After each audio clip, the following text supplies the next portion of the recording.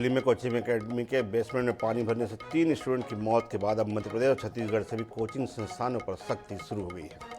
एक तरफ जहां मुख्यमंत्री डॉक्टर मोहन यादव ने इनसे सबक लेते हुए कलेक्टरों को सतर्क रहने के निर्देश दिए हैं, जिसके बाद से प्रदेश के कई जिलों में लगातार कार्रवाई की जा रही है। इसके तहत राजधानी भोपाल में बेसमेंट में चल रही 7 कोचिंग और दफ्तरों को सील कर दिया गया है। वहीं ग्वालियर में भी 3, उज्जैन में 1 संस्थानों को सील किया गया है। इस मामले को लेकर छत्तीसगढ़ में भी निगम प्रशासन ने कार्रवाई करते हुए 10 होटल और कमर्शियल कॉम्प्लेक्स पार्किंग में छापा मारा है। 6 संस्थानों को बेसमेंट में पानी निकासी की उचित व्यवस्था के निर्देश दिए गए हैं।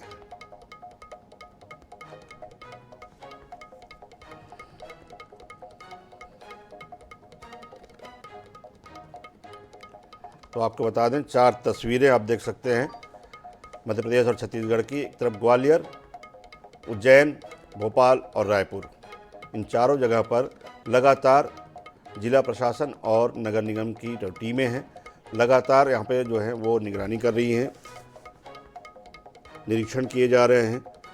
और मध्य प्रदेश में कार्रवाई भी की गई है, करीबन 17 संस्थानों को सील भी किया गया है। लेकिन छत्तीसगढ़ में अगर रायपुर की बात करें, राजधानी की, तो केवल समझाइश देकर इन सेंटर संचालकों को छोड़ दिया गया है। अभी तक छत्तीसगढ़ में किसी तरह की कार्रवाई नहीं की गई है। मध्य प्रदेश इस मामले में लगातार कल से लेकर आज तक 3 दर्जन संस्थानों पर कार्रवाई कर चुका है। 4 तस्वीरों के जरिए हम आपको दिखा रहे हैं किस तरह बेसमेंट के भीतर कहीं कोचिंग सेंटर चलाए जा रहे हैं, तो कहीं बार चलाए जा रहे हैं, कहीं पे शैक्षणिक संस्थान चलाए जा रहे हैं। दिल्ली की घटना के बाद भी लगातार ये जो सेंटर संचालक हैं वो किसी तरह का सबक नहीं ले रहे हैं। हालांकि जिला प्रशासन की टीमें, नगर निगम की टीमें लगातार निरीक्षण कर रही हैं। जहां अनियमितता पाई जा रही वहां सील भी किए जा रहे हैं।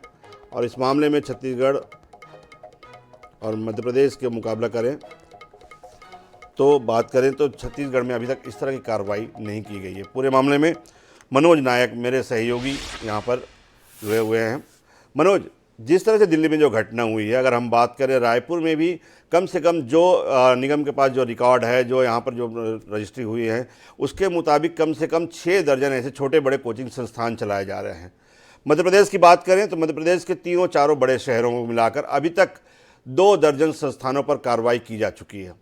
क्या छत्तीसगढ़ में इस तरह की कहीं अनियमितता नहीं पाई जा रही है कि जो तमाम, आप देखिए जिस तरह से न केवल कोचिंग संस्थान बल्कि बार, इसके अलावा रेस्टोरेंट, ऐसे कई जगह पे हैं जहां पे जो है और बेसमेंट में इस तरह के जो है चलाए जा रहे हैं, लेकिन केवल समझाइश देकर उन्हें छोड़ा जा रहा है, किसी तरह कार्रवाई नहीं की गई अभी तक।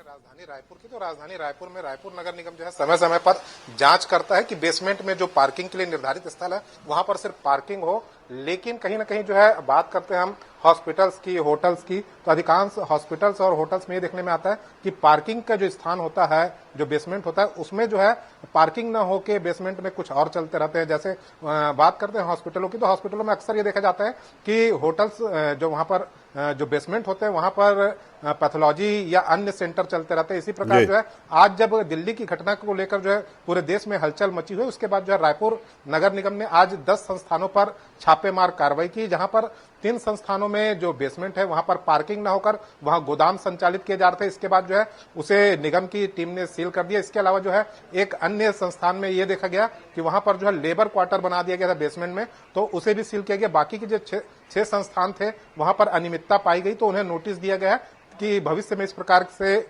जो बेसमेंट एरिया है वहां पर पार्किंग हो और बेसमेंट का सदुपयोग किया जाए, अन्य प्रकार के जो वहां पर जो है गतिविधि संचालित ना हो, ताकि भविष्य में कोई खतरा ना हो। लेकिन बात करते हैं रायपुर नगर निगम की, तो रायपुर नगर निगम नक्शे में जब किसी भी कॉमर्शियल संस्थान को अनुमति दी जाती है तो नक्शे, जिस हिसाब से नक्शे बने रहते हैं, नक्शे के हिसाब से ही जो है उस बिल्डिंग को संचालित करना होता है। लेकिन कहीं ना कहीं जो है निगम के अधिकारी जो है समय समय पर चेकिंग नहीं करते। बात करते हैं हम बेसमेंट में अधिकांशतः जो है पार्किंग का नियम होता है, तो लेकिन लोग जो है पार्किंग न बनाकर वहां पर अन्य गतिविधियां संचालित करते हैं, तो निगम के अधिकारियों को इस पर कार्रवाई करनी होती है। लेकिन निगम के अधिकारी कहीं न कहीं मुंह मोड़ लेते हैं, जिसके कारण ही इस प्रकार की गतिविधियां संचालित होती है। आज यदि 10 स्थानों पर छापामार कार्रवाई की गई तो 4 स्थानों पर जो देखा गया, तो 4 स्थानों को तो सील कर दिया गया, बाकी के 6 को नोटिस दिया गया है। अब देखना है कि आने वाले दिनों में क्या वे निगम के नियमानुसार काम करते हैं या नहीं करते हैं।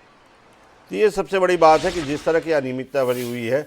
और दूसरी बात ये भी जानना चाहेंगे मनोज कि जिस तरह से जो दिल्ली में जो घटना हुई है, उन हादसों को लेकर अब जो कोचिंग सेंटर हैं जो बेसमेंट में कहीं न कहीं संचालित हो रहे हैं, गलियों में जो तंग गलियों में संचालित हो रहे हैं, जिस तरह से आप छत्तीसगढ़ का मौसम देख रहे हैं, राजधानी समेत तमाम जो जिलों में भारी बारिश का असर है, तो क्या इसके लिए कोई रेगुलेटरी कोई निर्देश, दिशा निर्देश प्रशासन की ओर से जारी किए गए हैं सेंटरों को और उन अभिभावकों को, छात्रों को?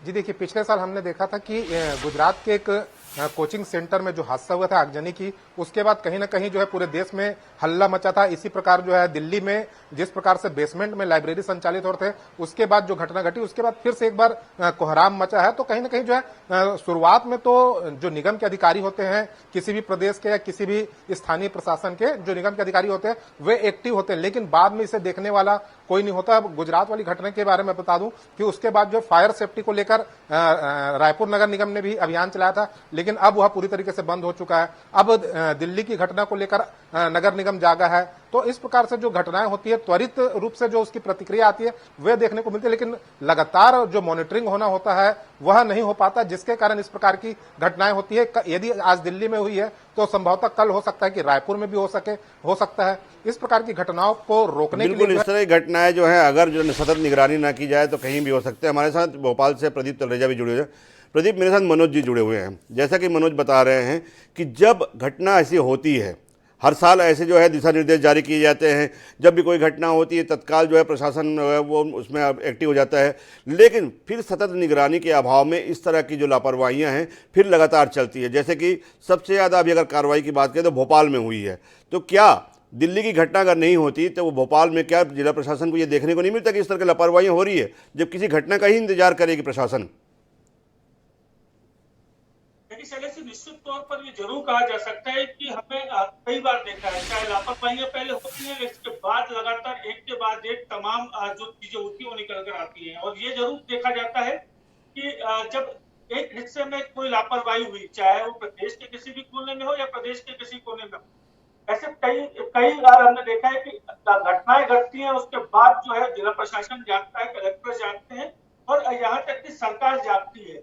लेकिन कई बार देखे गए हादसे, इसके पहले की अगर हादसों की अगर बात करें, जबलपुर में एक हॉस्पिटल में एक घटना घटती है, इसके बाद पूरे प्रदेश के अंदर की कहा जाता है कि फायर एंड सेफ्टी के नॉर्म छोड़ने चाहिए।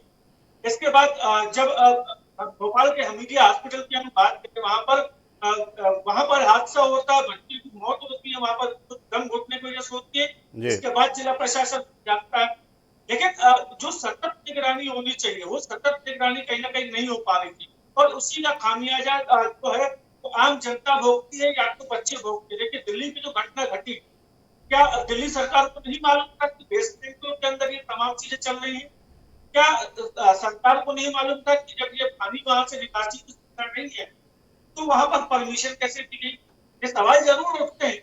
लेकिन दूसरी तरफ अगर देखिए, राजधानी भोपाल की बात करते कि हमने देखा था कि जिस प्रकार से खुद भोपाल कलेक्टर ने इस मामले को हाथ में रखा और तुरंत कार्यवाही के दिशा निर्देश दिए। आशुतोष शर्मा जो कि एसडीएम है वो पहुंचते हैं, जो बेसमेंट में जो कोचिंग संचालन चल रहे थे उन पर कार्रवाइयां होती है जी, लेकिन सिर्फ कार्रवाइयों तक होना चाहिए। देखिए, हम लगातार इस बात करें कि कोचिंग सेंटर ही क्यों, ऐसे कई हॉस्पिटल है जो बेसमेंट में चलते हैं, कई ऐसे रेस्टोरेंट है जो बेसमेंट में संचालित होते हैं, या उन पर जो रसोई होती है वो वहां पर लगी रहती है, तो आखिर उन पर कार्रवाई क्यों नहीं? जब एक पर्टिकुलर अगर कोचिंग को टारगेट किया जाता है तो ये चीजें देखने में आती है। दिल्ली में हमने माना कि घटना जो है वो दिल्ली में घटी और बच्चे बेसमेंट में थे, लेकिन क्या कोई ऐसा दूसरे हॉस्पिटल का इंतजाम किया जाए? राजधानी भोपाल की बात हो या रायपुर में हो या इंदौर में हो, ऐसे तमाम जगह पर जहाँ पर खाना पक रहा है या कहीं हॉस्पिटल संचालित हो रहे हैं, जब वहाँ घटना होगी तो क्या उसके लिए दूसरा आदेश चला जाएगा? लेकिन सरकार को भी सोचना जरूर होगा। निश्चित रूप से सरकारों को यह सोचना होगा कि क्या कोई घटना होगी तभी जिला प्रशासन हरकत में आएगा। मेरे साथ मनोज और प्रदीप दोनों जुड़े हुए हैं, दोनों एक जो है प्रदेश की राजधानी से जुड़े हुए हैं, और ये साफ तौर पे बता रहे हैं कि जो कार्रवाइयाँ होती है, मनोज जी बता रहे हैं, प्रदीप भी बता रहे हैं, जो कार्रवाइयाँ होती है वो तभी होती है जब कोई हादसा हो, उसके बाद ही तत्काल जो है प्रशासन अमल में आता है। और बात केवल कोचिंग सेंटर की नहीं है, अगर भोपाल, ग्वालियर, जबलपुर, बिलासपुर, रायपुर, इंदौर, इन तमाम जगह देखा जाए, केवल कोचिंग सेंटर ही नहीं, प्रदीप तलेजा बता रहे हैं, केवल कोचिंग, हॉस्पिटल्स देख लें आप, रेस्टोरेंट देख लें, बार देख लें, कई ऐसे कमर्शियल जो हैं वो दुकानें हैं जो आज भी बेसमेंट में संचालित हो रही है। तो क्या प्रशासन को वहाँ भी किसी ऐसे हादसे का इंतजार है, तब कार्रवाई की जाएगी, ये सबसे बड़ा सवाल है। आप दोनों का बहुत बहुत धन्यवाद, प्रदीप और मनोज, इस शो में जुड़ने के लिए।